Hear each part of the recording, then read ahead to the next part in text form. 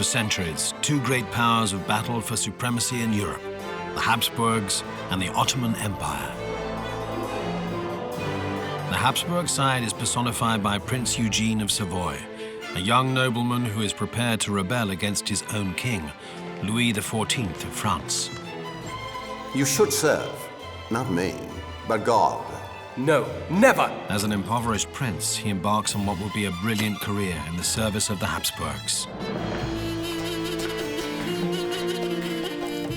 On the Ottoman side, Gülnuş, a favorite in the harem, mother of two sultans, and to the end, a philanthropist and patron of the arts. Two empires that are completely different and yet have much in common. And they are always ready to go to war with one another. Mustafa, we should fall back.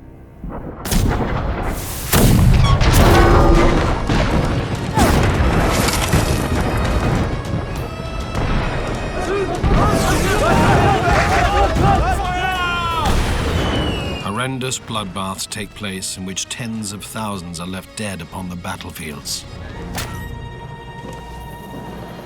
In times of peace, on the other hand, trade flourishes, and the two powers engage in lively cultural exchange that even extends to medical techniques. What the devil are you doing now? The Orient and the Occident were more than just enemies.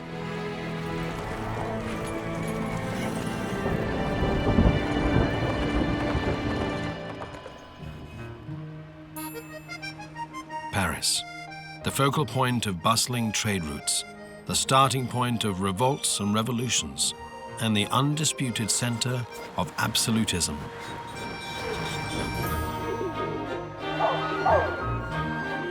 "350 years ago, near Les Halles, the city's oldest market, stood an elegant townhouse, the Hôtel des Soissons.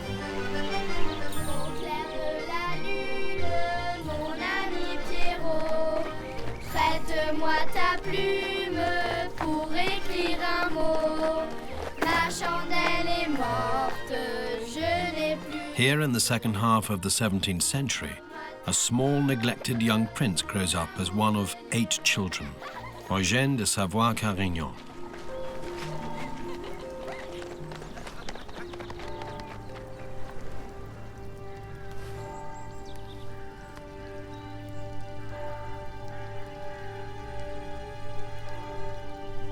This boy, who will go down in history as Prince Eugene of Savoy, displays quite extraordinary interests.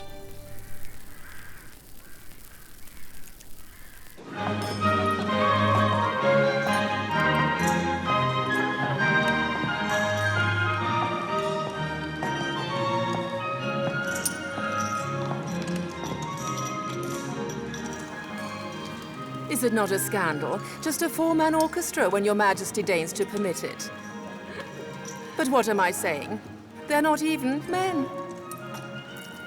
I find it greatly charming of her to arrange for the maestro and her friends to play for us. It is the era of the Sun King Louis XIV. One of his many mistresses is Olympia Mancini, mother of Eugene. She competes relentlessly with other courtesans for the king's favor. The Marquis is well on the way to losing his last shirt. Why don't you do us the honor of joining us in this merry little game? There are games, madame, which are more to my taste. His father away at war, his mother preoccupied by court intrigues. That is the world the little prince grows up in.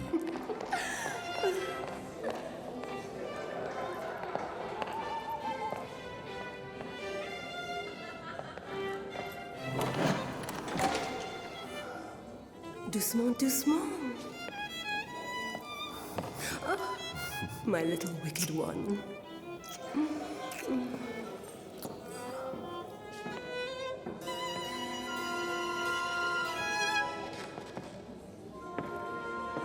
The young prince becomes withdrawn.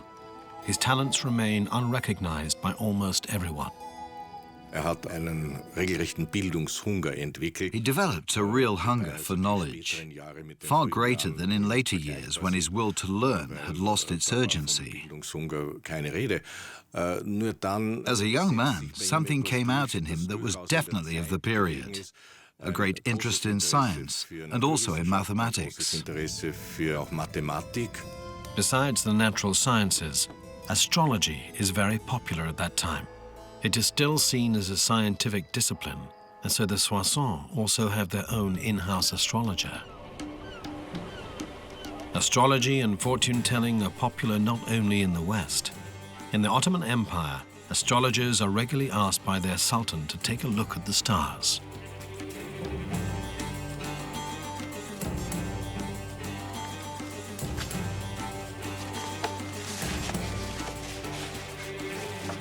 What the fortune tellers read from their charts has an influence on all the areas of life in the Sultan's palace.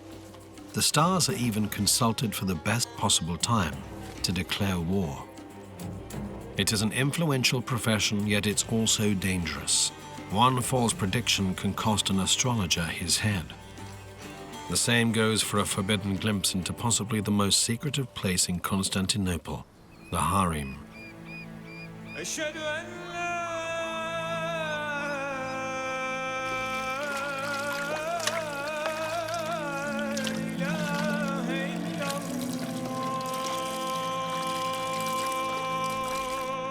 The word harem originates from the Arabic and means both forbidden and holy. Religion is the main focus of the women living there. Gülnuş is a Venetian woman who at the age of 5 was abducted from Crete during the conquest of the island. This former Christian slave is now Muslim and concubine of Sultan Mehmet IV.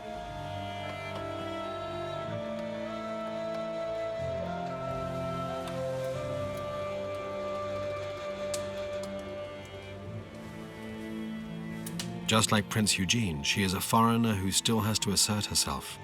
Over time, she has risen to be a Hasiki, a favorite of the Sultan. The main goal within the harem is to ensure the continued existence of the Ottoman dynasty. The Padishah is expecting you in his room in 1 hour. It's mostly free women who live here, the Sultan's favorites. To climb the harem hierarchy, what matters is to bear the Sultan's child. Women who do so attain the status of Haseki Sultan. If the child they give birth to is a Şehzade Sultan, which means a boy, then the woman becomes a Valide Sultan. That is the highest rank in the harem. Haremdeki en yüksek konumdur zaten.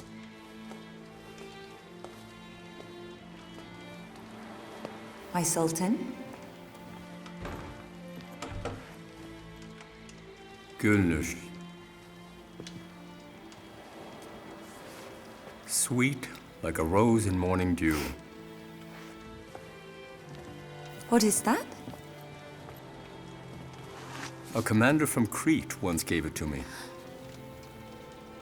I would like to be able to read this. Then it seems the infidels taught you nothing at all. I was still too young to learn how to read. I only learnt the colors, the sea, and the coast. But perhaps that isn't true either. My memory is too vague. Harem gerçeği birazcık bizim bugünkü Life in the harem can be compared with a girl's boarding school today. As in a business environment, what counts is to rise within the hierarchy. Whether a woman does so depends on many factors. Her talents, for example, her ability to learn, and above all, her beauty. Fiziki güzelliklerine belki veya başka maharetlerine bağlı. Competition and rivalry are also the order of the day at the court of Louis XIV. Very nice. Your hand, my dear. And the other one. As for your lifeline, my dear, it is clearly visible on both of your hands. That speaks of great strength and vitality. But it is delicate, like the hair of a newborn child. Take care. Your own health is at risk, and your beauty will pass all too quickly. Olympia's doings revolve around secret ointments. exotic elixirs, and so-called witches' powders. At full moon, apply this ointment to the corner of the eyes, and then you'll see all the crow's feet will disappear. And this powder is truly a miracle cure for varicose veins. And this one here? A secret, ma chère. Over the years, Prince Eugene's mother, Olympia, was the most important and so the most politically influential of King Louis XIV's mistresses. But of course, competition among mistresses at the royal court is intense. This means that Olympia, at least according to gossip, even uses poison to defend her position. Politically, she runs into difficulties. Although she is now a Savoyard, a member of one of Europe's most powerful noble families, it is one of the poorer branches.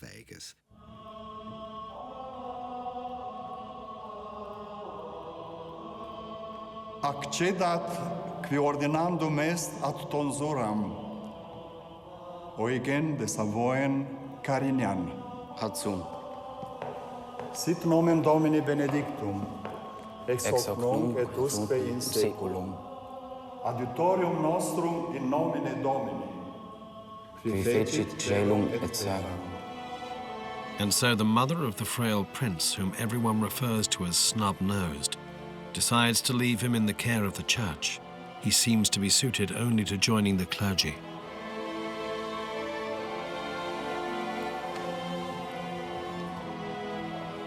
Dominus pars hereditatis mei et calicis mei.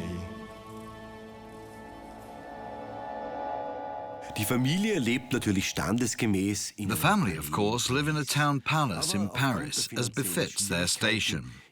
But financial difficulties mean that it is increasingly neglected, falling apart, derelict, and the mother, Olympia, spends more time at court occupied with intrigues than looking after her own family.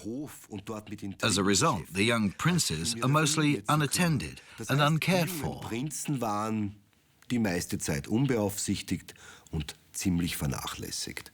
1680, an intrigue at court. Vite, vite! Hurry! The carriage is already in the driveway. Olympia is suspected of having taken part in a series of fatal poisonings, and even accused of seeking to kill the king. The king's henchmen are already on their way. But, madam, what are you looking for? You know, my golden box. The special one. Oh, the special one. So where have you put it, then? I swear, madam, I haven't touched it at all. Yes, nor would I have advised you to. No matter. We have to go. Adieu, my dears. She escapes from Paris in great haste.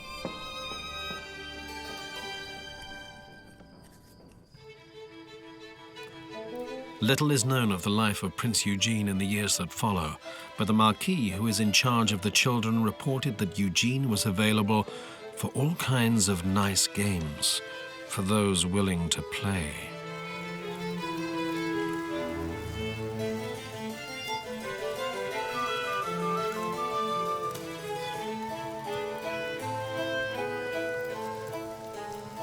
Homosexualität im Barock. Officially, homosexuality did not exist at all in the Baroque era. But this didn't mean that it wasn't practiced, especially among young noblemen, and particularly at the Parisian court. This matter became so controversial that the king himself had to step in to control this behavior, which was becoming disagreeable to him. Schon unangenehm war, in den Griff zu bekommen.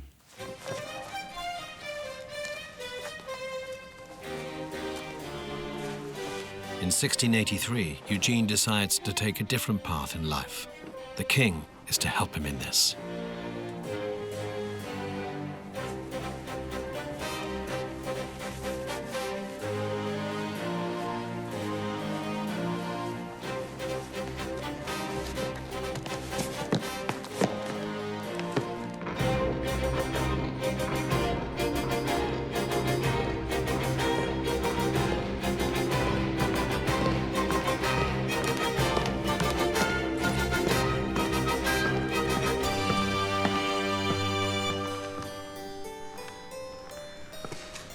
My dear Eugene, you made a real effort to look smart for your king.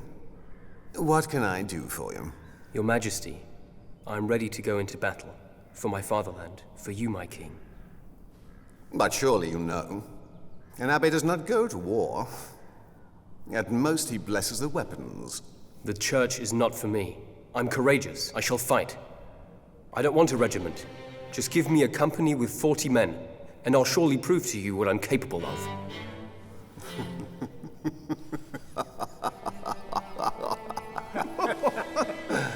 My dear fellow, that's out of the question.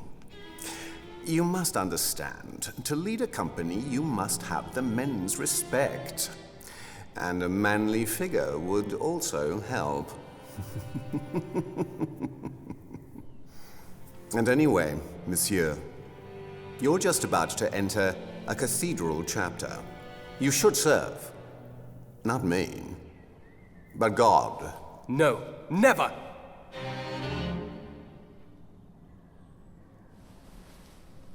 Sire?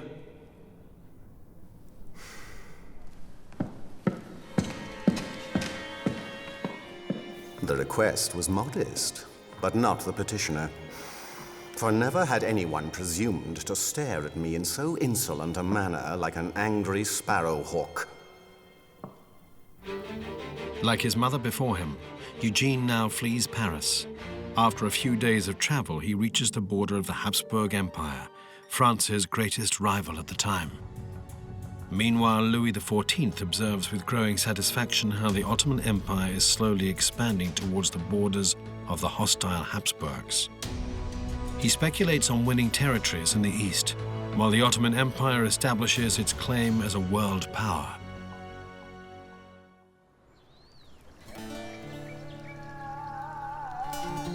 In those days, Sultan Mehmet IV, the father of Gülnuş's sons, is ruling in the Sultan's palace, the Topkapi. Along with Gülnuş, dozens of women live within the narrow winding walls of the harem. The closer one gets to the Sultan's chambers, the more striking is their magnificence.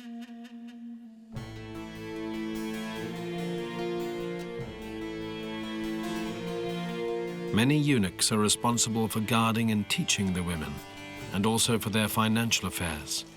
The higher a woman's rank, the higher her income.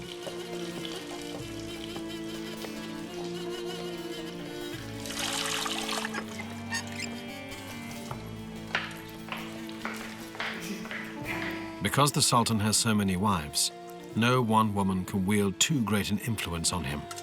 Yet tensions continually arise between the Sultan's mother, who chooses the women for her son's harem, and the Sultan's favorite wife.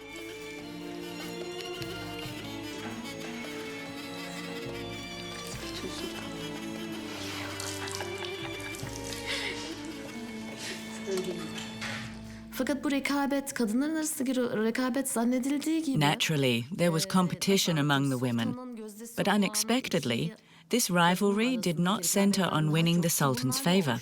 This also happened, of course, but it was more commonly the competition among those women who already had a child with the Sultan, the Hasekis. This competition is understandable, because what was at stake was raising their sons to positions of power and preventing their own children from being killed, as was common in the past. So it was much more than just a struggle among several women for one and the same man. Rekabete giriyorlardı ve bu rekabetin daha önemli olduğunu düşünüyorum. Yani çok basit bir aynı erkekle beraber olan iki kadın arasındaki rekabetten. As with the European courts, there are intrigues, power games, and gossip, even from abroad. I tell you, my Sultan, the tower of St. Stephen's Church in Vienna is high enough to see from the top to Bohemia, Hungary, and all the way to the Alps, you know? And its bell is so huge and heavy that it has to be rung by no fewer than 40 infidels. And how do the infidels speak? Oh, nothing but gibberish. Look, this one, for example, Shamdan. The Viennese call Lloyds. Lloyds! And then the numbers. Birch, 1. Eki, 2, 3, 3. 1, 2, 3. Yes, they can count, but as for religion, you know they cannot get beyond 1. They only allow 1 religion. And even Christians are hunted down ruthlessly, without mercy, if they do not profess the Catholic faith. And what does he look like, the man they call emperor? Many might almost doubt that Allah really wanted to create a human with him. So ugly is he. His head is like a bottle, tied up at the top like a butternut pumpkin. His forehead flat as a board. But worst of all are his lips. They are swollen like a camel's, and a loaf of bread, and a whole loaf of bread would easily fit into his mouth.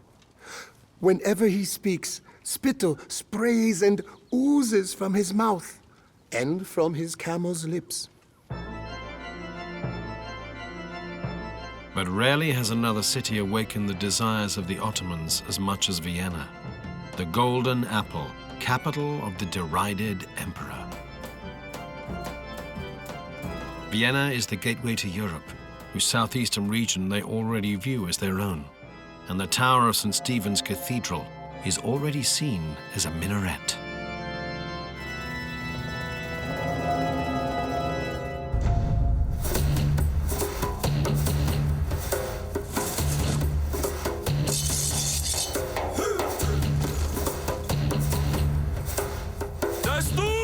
In the spring of 1683, an enormous army starts to move from Adrianopolis towards the Balkans and Central Europe.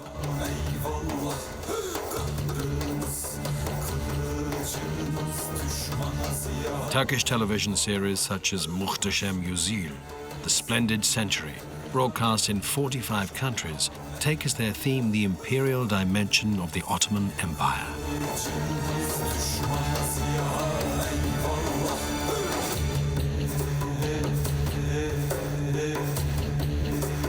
An aspect that's experiencing renaissance in Turkey today, a memorial site that has been built to commemorate the conquest of 1453 of Istanbul, or rather Byzantine Constantinople, by the Ottomans.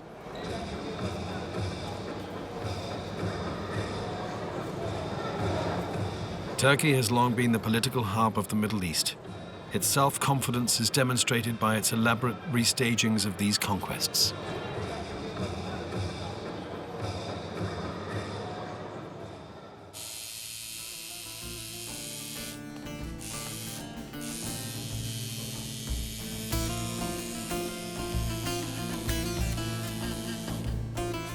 Likewise, the Tura, the imperial monogram of the Sultan and symbol of the Ottomans par excellence, can once again be found everywhere in Turkey today.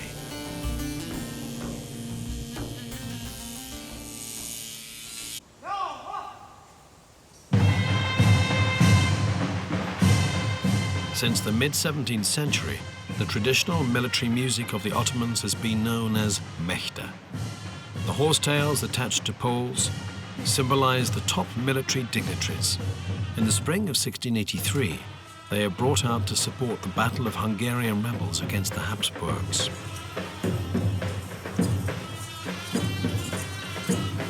Slowly, the first troops start to move.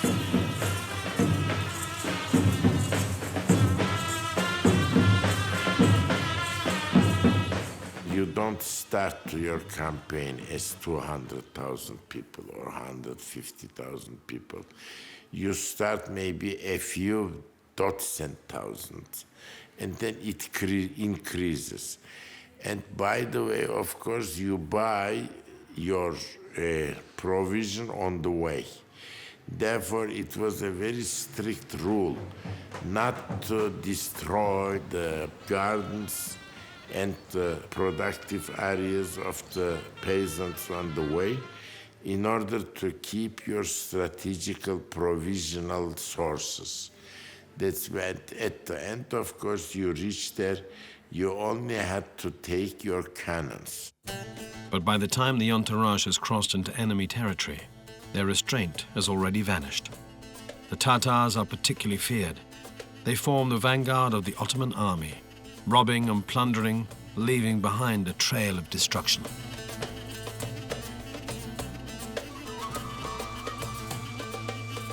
No less feared are the Deliler, which literally means the crazy ones. During their campaigns, they were said to be often intoxicated by opium.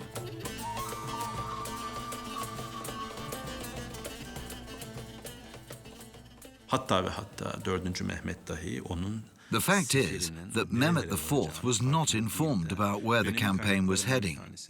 As one contemporary report put it, we knew that the campaign would lead into Hungarian territory and to the Comoron fortress at the confluence of the Danube and the Var rivers. If I had known that Kara Mustafa had selected Vienna as the target, I would never have given my approval. From this, we can deduce that Kara Mustafa forged these plans with his immediate circle, but did not devise them well. Biraz küçük bir klik içerisinde ve kendi başına bu planları yaptığını söyleyebiliriz. Kara Mustafa's soldiers advanced towards Vienna via Hamburg in July of 1683.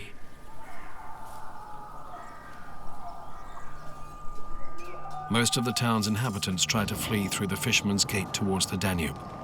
They blunder into a deadly trap. Heavily armed Tatars await them from outside the gate. No fewer than 8,000 people are slaughtered here.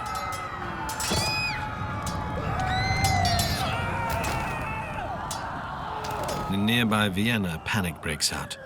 Thousands of people, above all the royal household of Emperor Leopold I, flee as far as Passau.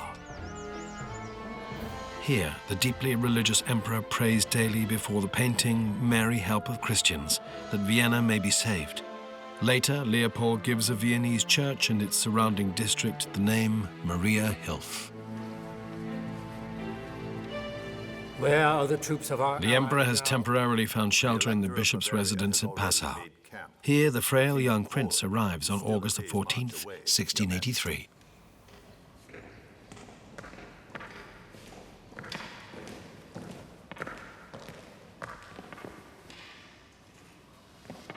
Your Majesty, Prince Eugene of Savoy. We have heard wild rumors of his person. It is true. No more than a month ago I was with the King of France. But believe me, I will be your best soldier. You Savoyards have courage, that I have heard. But you still seem to me very young. Have you yet grown to your full height? I am reliable, Your Majesty. Do me the honor of giving me a regiment to lead, and I say you will not regret it. A regiment?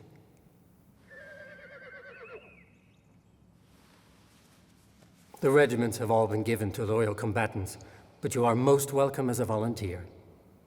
Report to the Generalissimus. The Duke of Lorraine is still assembling troops who, God willing, will liberate Vienna. From July the 14th, 1683, an army of 200,000 lays siege to Vienna. In a massive camp of about 25,000 tents, Kara Mustafa has some 100,000 armed men under his command. He gives the order to open fire.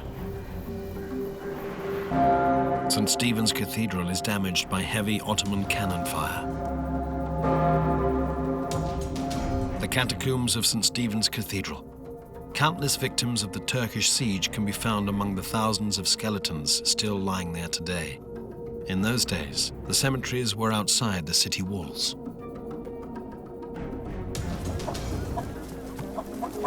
The attack on Vienna takes place mostly underground. Miners and fighting troops tunnel towards the city. Digging like moles, they draw near the bastions, some which are up to 12 meters high.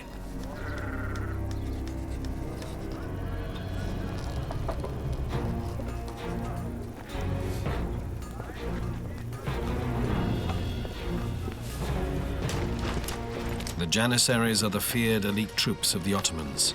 From the late Middle Ages until the mid-17th century, selected boys were press-ganged from Christian communities and raised as devout Muslims to man the household guard, which now consists mostly of recruits and volunteers.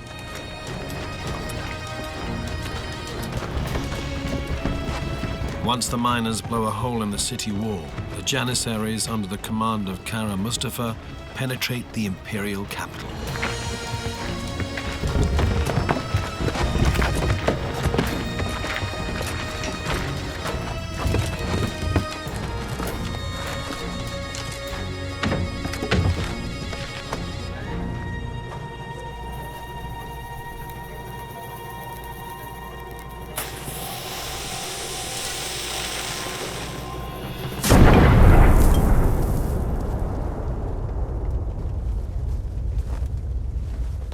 Kara Mustafa Pasha was a wonderful ruler, but was not an efficient marshal.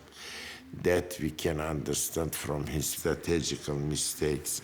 The one is, for example, he has sieged the so-called Belagerung of Vienna, and where he leaves, for example, Kahlenberg out of his influence, and never had any good information about it. That's Jan Sobieski and the Polish division. The Kahlenberg, the Hermannskogel, and the Sophienalpe.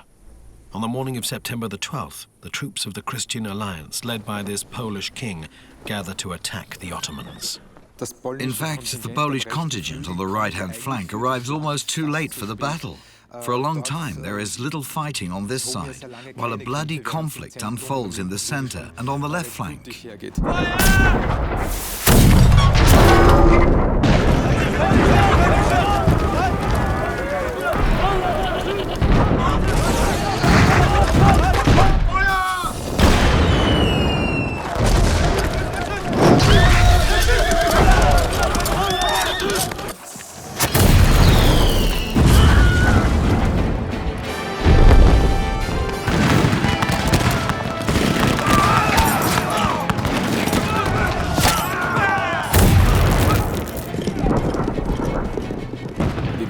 We know that Prince Eugene took part in the battle for the liberation of Vienna in 1683.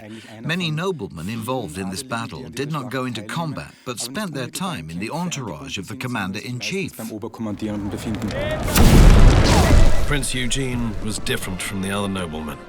His first battle was a veritable baptism of fire.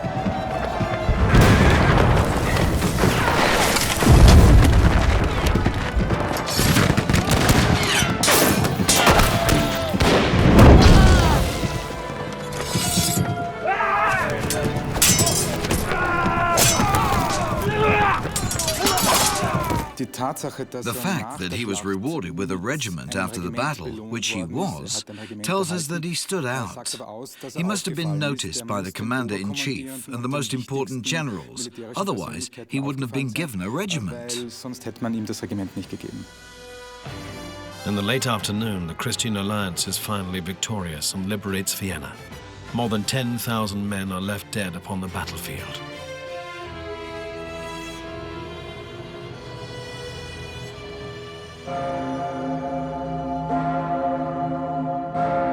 Every time the Pummerin, the biggest bell in Austria, rings, it is a reminder of the Turkish siege of Vienna, since the first Pummerin was cast out of melted down Ottoman cannons.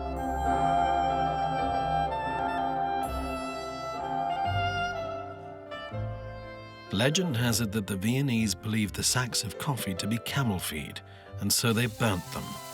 Apparently their love of coffee was first aroused by the aroma of the roasting beans.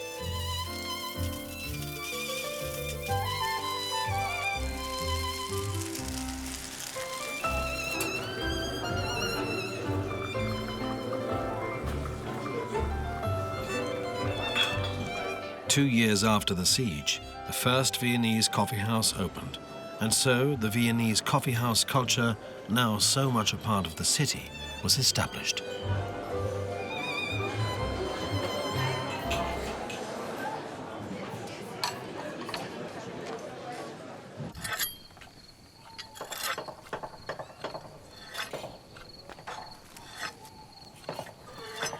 Thanks to his accomplishments in the Battle of Vienna, Prince Eugene receives his regimental commission. He takes over the regiment of the Savoy Dragoons, which is in a pitiful state.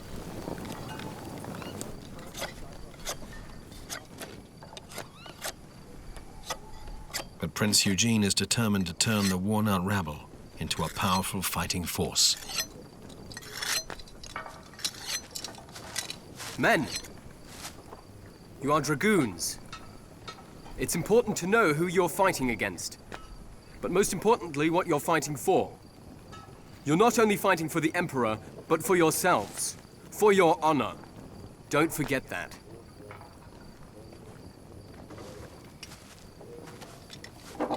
There were the classic ownerships of regiments, so certain functions and positions were for sale. That was very lucrative. On the other hand, money also came from the emperor, the commander of the war, so in principle, one was something like a war profiteer at the time. On the other hand, it meant a lot of responsibility. One had to make sure that the soldiers were appropriately armed and uniformed, so business skills were needed for the whole thing to pay its way. Prince Eugene's armor, to be found today in Vienna's Museum of Military History, dates back to a time when Prince Eugene was already better off. It indicates a man of medium height for his time. Therefore, Eugene seemed to be nowhere near as small as some reports say. But where do the dents in his suit of armor come from?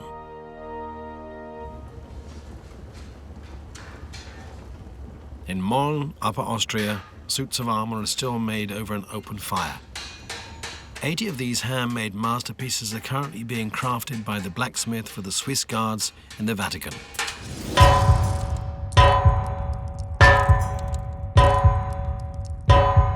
We asked Georg Schmiedberger to recreate a made-to-measure replica of Prince Eugene's suit of armor.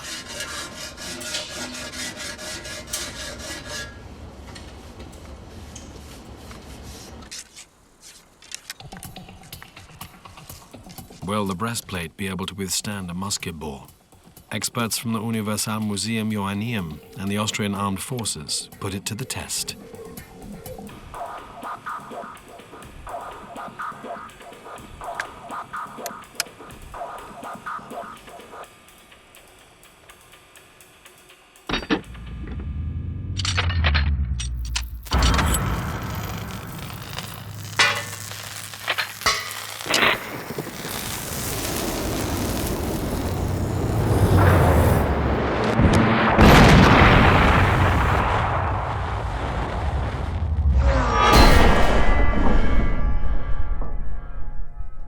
The impact causes a fairly deep dent. The wearer would probably have got away with a few bruises and some broken ribs. But 3 testing shots. One or another of the dents may therefore have been caused in combat. Prince Eugene is now 25 years old and has won many a battle when, outside Belgrade, he suffers the most severe of his 9 injuries.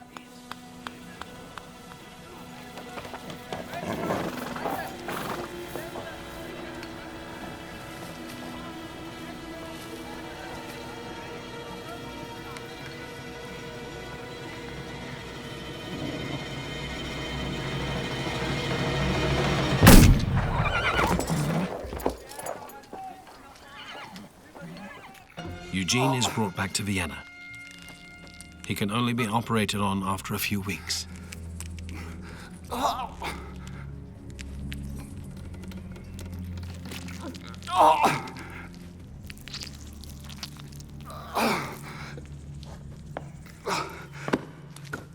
You got it? Yeah. Even the strip of paper is still on it. Your wound is badly infected. It needs a thorough cleaning.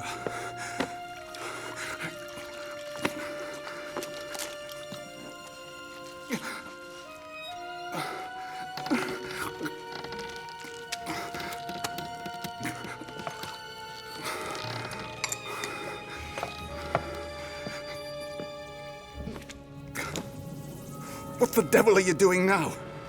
That, Your Grace, is the best wound closure there is.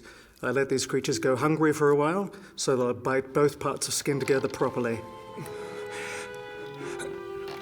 At that time, wounds were sometimes not stitched, but held together by ants. This method can be compared to modern-day wound closure clips and is the result of a cultural transfer. It was invented by the Ottoman doctors.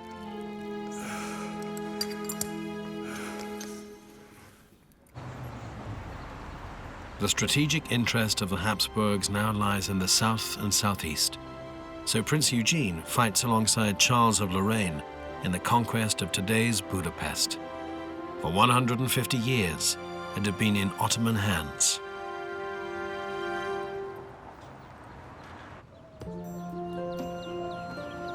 Something else inherited from the Ottomans, hitherto known to the Habsburgs, was bathing in the form of hammams. The Kirili bath in Budapest is one of two such surviving baths, built almost 500 years ago by the Ottomans.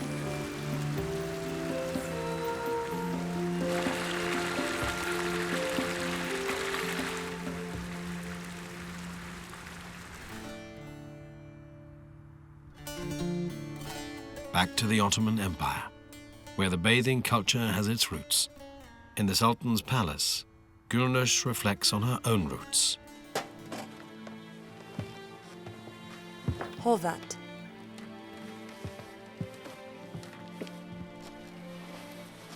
You can read, can't you?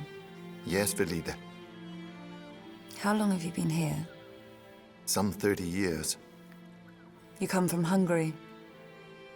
Kidnapped, weren't you? Just like me.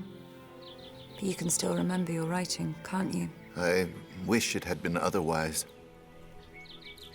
How so? It would be better to have no memory at all. Don't say that. When you have no memory, the same questions always haunt you. Who am I? Where am I from? It's just awful. Teach me to read now, Horvat.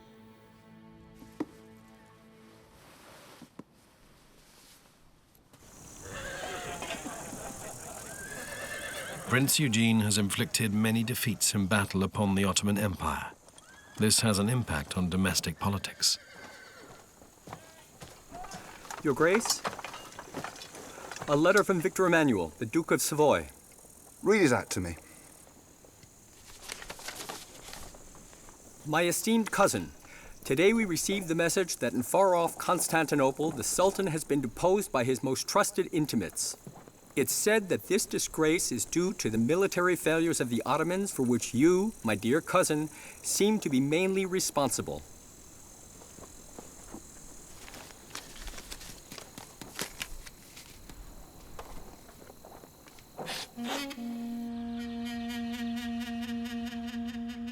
Sultan Mehmed IV is in fact deposed and brought to the kafes, or golden cage. Previously, Mehmet's brother had spent 46 years within this closed-off area of the Topkapi Palace. Now it is his turn to ascend the throne.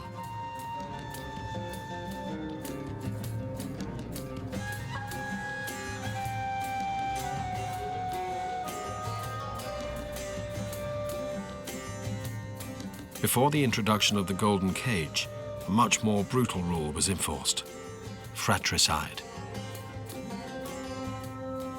For 200 years, as soon as the new Sultan ascended the throne, his brothers, regardless of age, were killed.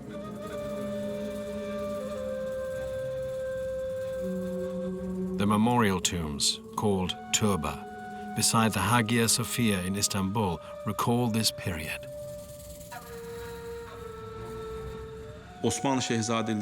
Up to a certain period, the Ottoman princes were sent to the provinces to learn the skills of governing there.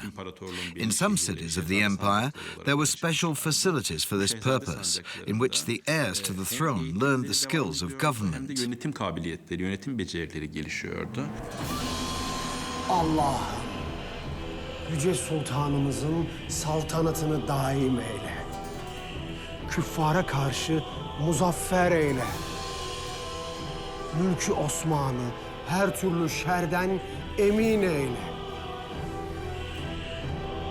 Amin. One of these princes is Gülnuş's son, Mustafa, who now ascends the throne in February 1695. After the early deaths of his uncle and cousin, he now receives the title of the Sultan. Thus Gülnuş, as Valide Sultan, becomes the most powerful woman in the Ottoman Empire.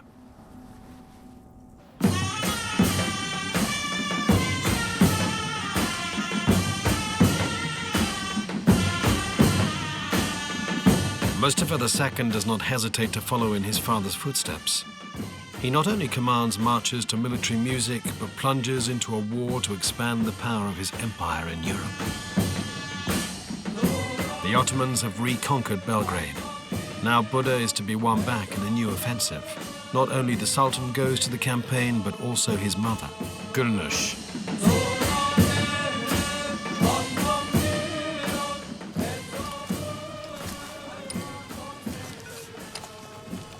On the other side, the Habsburg forces under Prince Eugene refuse to let the Ottomans take over the fortresses along the Danube.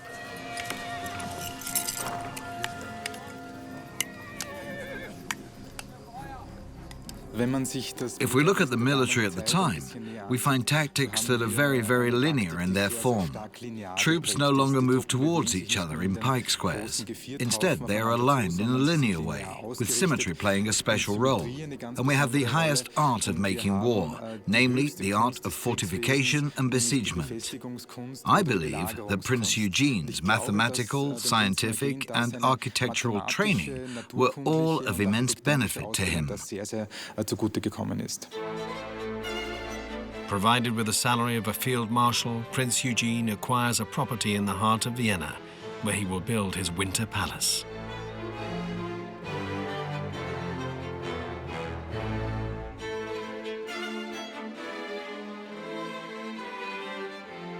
Now, Prince Eugene is part of the inner circle of the imperial generals, and he sets out to show off his newly acquired status.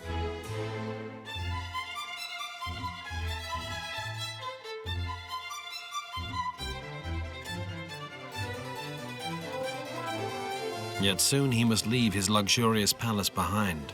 The emperor has ordered him to hold off Sultan Mustafa, who is moving north from Belgrade, but without risking a battle. Nobody suspects that this clash is about to change the course of history.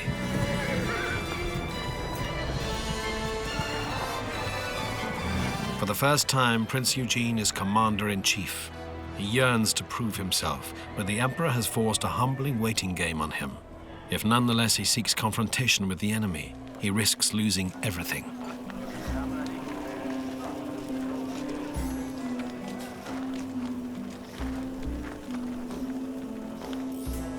On the Ottoman side, Sultan Mustafa seeks counsel from his closest advisors.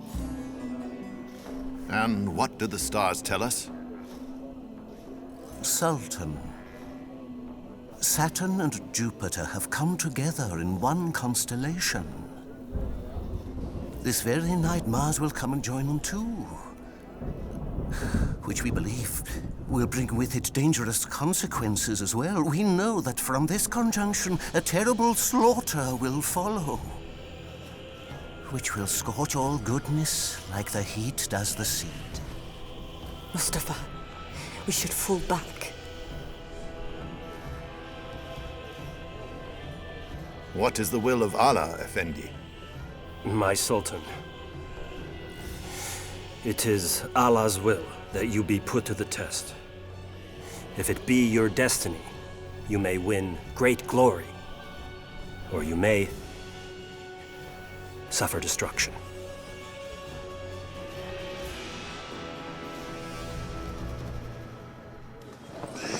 It is 9/11, 11th of September, 1697. Eugene's troops are exhausted.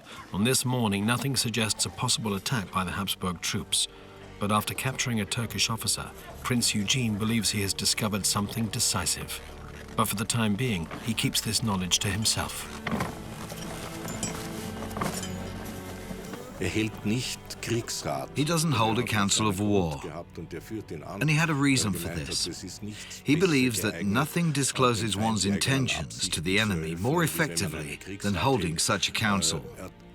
He simply knew what had been discussed, naturally under the greatest secrecy, would be known to the enemy hours later, or days later at best.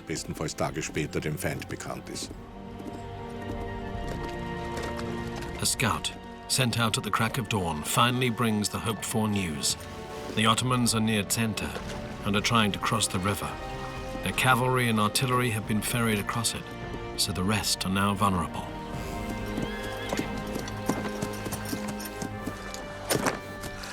Your Grace, it's just as the captured Turk told us. The Sultan has already crossed the Tisa. Thank you. Good news, at last. Your Grace, a dispatch from the Emperor.